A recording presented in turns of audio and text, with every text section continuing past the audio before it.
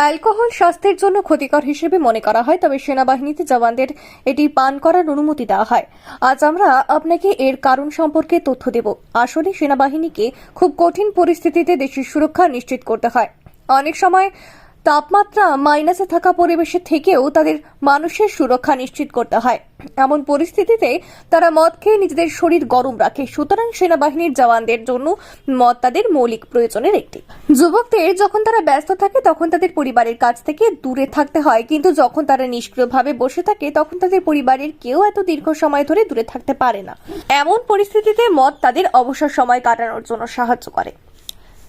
যখন ব্রিটিশ সেনাবাহিনী ভারত শাসন করছিল তখন তাদের সেনাবাহিনীতে কি প্রথা ছিল যার অধীনে প্রতিটি অফিসার এবং সৈনিক একটি নির্দিষ্ট পরিমাণে মদ পান করতেন। এই প্রথা ভারতীয় সেনাবাহিনীতেও রয়েছে।